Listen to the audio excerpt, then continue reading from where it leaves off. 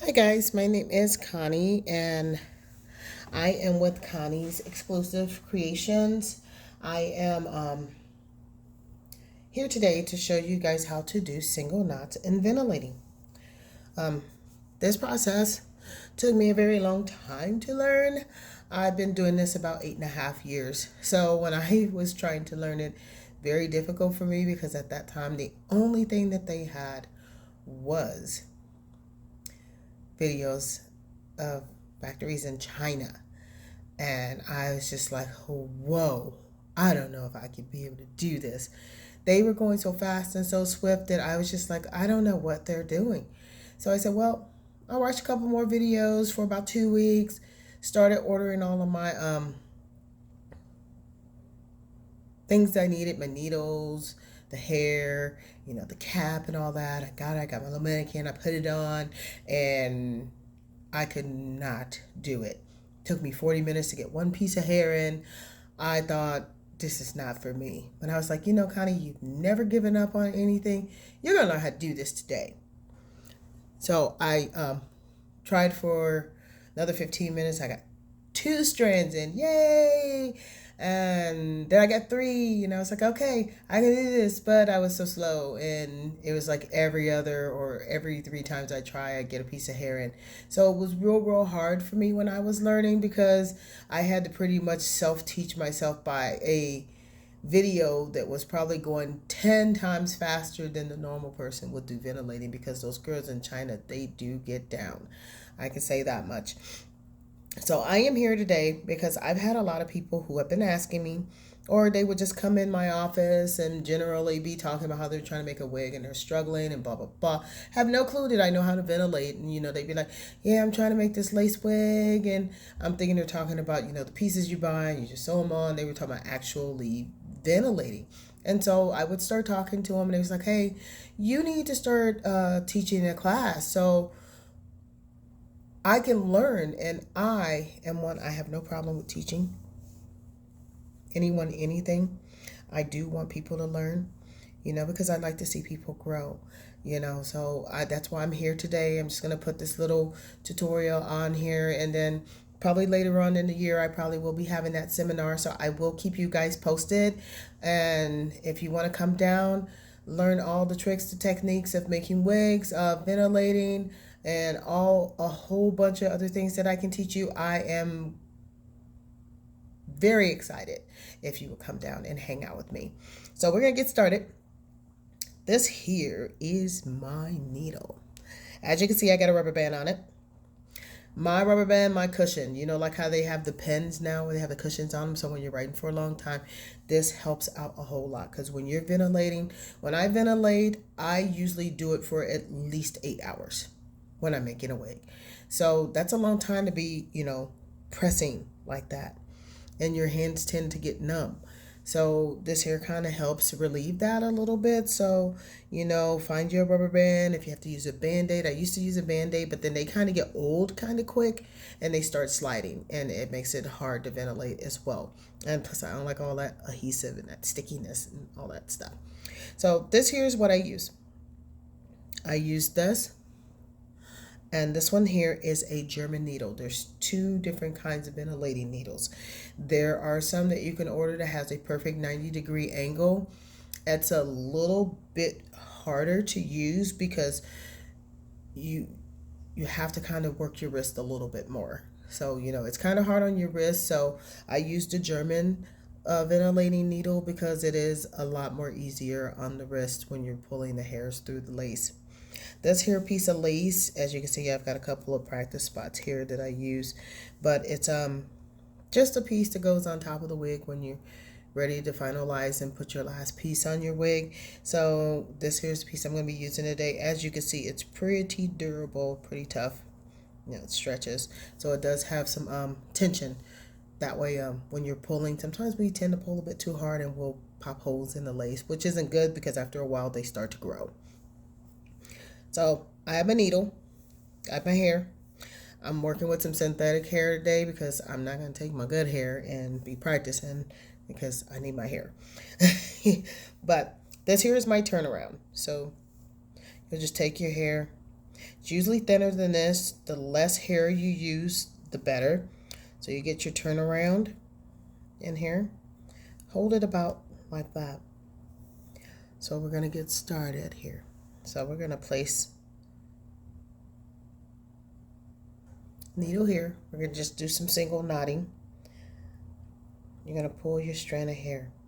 Once you pull it, you're going to just pull it through that hole. You're going to make it like a V. And then you're going to take it, wrap it, and pull it through that hole. See? Then you're just going to go up one. Like I said, I'm blind. I'm actually doing this without my glasses and my magnifier, so this is kind of difficult for me right now. So see, this here is what I was talking about with the lace sometimes, where it can be a little difficult to get it through. And you get the pulling, and you will, on certain laces, you will put a hole in it. And eventually what'll happen is once you start combing and stuff, that hole gets bigger and it starts loosening up the other pieces of lace. So you want to be really, really careful with certain laces that you're working with. So here we go with our V. When you're new to this, you want to just kind of pull the hair in as much as possible. Then we're going to wrap it.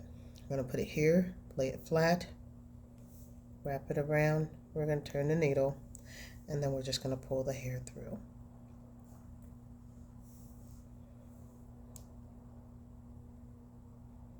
So if you have your piece of lace and you want to kind of just do this with me, feel free. We can go step by step. We're going to pull that through. You see that pull just a couple of strands extra.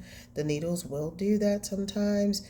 If you wanted to just pull one strand, I honestly would suggest you use a magnifier to make sure you're just pulling that one strand. So we have our V here. We're going to put that there, wrap it, turn it.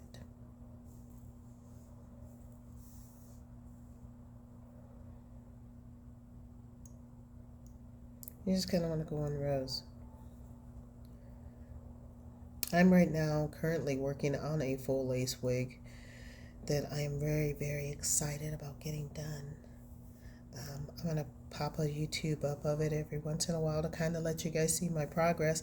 I'm probably about a little bit over a third of the way done with it. But I'm really, really super excited because with the final touches on your masterpiece is a good feeling, because sometimes you feel like you never can get these here done. I'm really actually proud of myself right now, because usually when I'm going really super slow like this, I mess up and it makes it hard for me to teach you guys. But yeah, so then you just kind of put them next to each other. You can put them in straight lines. You can go zigzag. The hair follicles and in your scalp are not perfect. You know, we weren't made perfect, so it doesn't have to always look perfect. Your front, you want to be a little bit more neat with the front, but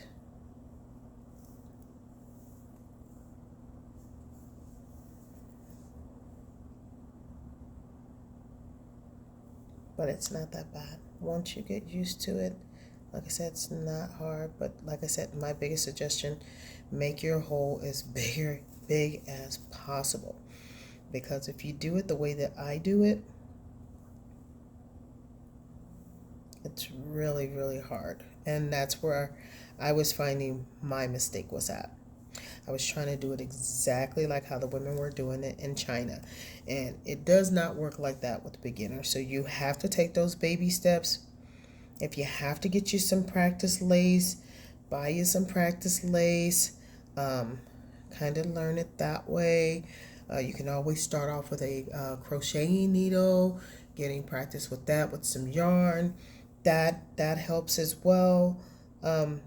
It's not that hard once you get the swing of the needle. Once you get the swing of the needle, you're usually fine.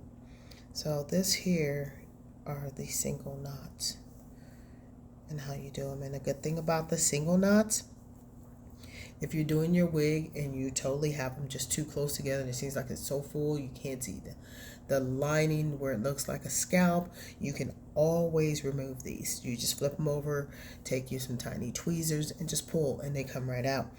Now if you're working with double knots are more permanent. So when you get better, I would suggest that when you're making a full lace or any type of lace wig to use double knots, because that will prevent the shedding and then you having to go back and kind of fix your wig or whatever. But double knots are kind of pretty much the way to go. So these here are 2 rows, kind of showed you. Now I want to show you kind of how I go when I do it. I kind of just really I just go, you know. And it's really relaxing for me. So usually if I get stressed out or something, I will pull one of my wigs out and I'll start working.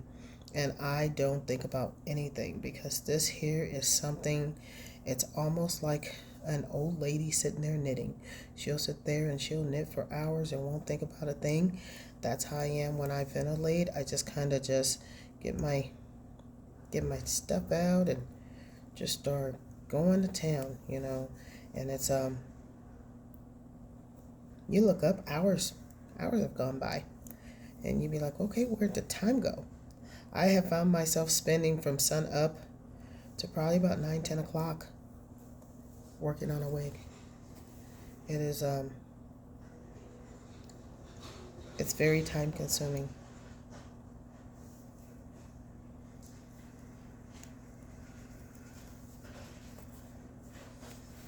So I'm just going to do one more row for you guys. Like I said, this here is about how I usually go faster than this as well because, like I said, once I get into it, I'm into it.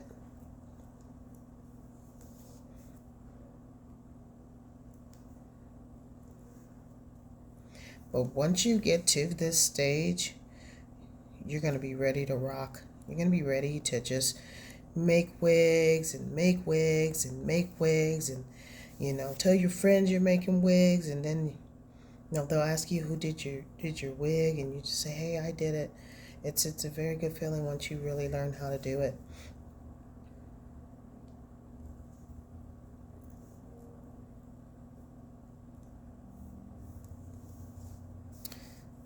So there you go. One full row. I got 4 rows in there for you guys. And like I said, you see how it feels really, really quick. But this is the braiding hair, so it is a lot thicker. But it all depends on the texture of the hair that you have too. So if you get, you know, more of the yaki, it's sometimes some of those are full when it's the Brazilian. So it just depends on the kind of hair you get, on the fullness that you'll get. And it depends on the density that you want, on how close you want to have your strands of hair as well. But this here is a start. I want you guys to, if you have any questions, feel free to email me at Connie's Exclusive Creations at gmail.com. I am working on getting things set up, you know, to be able to help you guys whenever I can. And again, I will be having that seminar as well. It's a all-day class, so I want you to leave feeling very, very comfortable with what you're doing, with the tools and the education and the training that I'll give you. But most of all, I just want you guys to learn, because if you're building a brand, I want you to be the best at what you're doing, and I want you guys to learn. Like I said, I'm willing to share. So subscribe to my channel. Thanks so much for tuning in. Have a good day.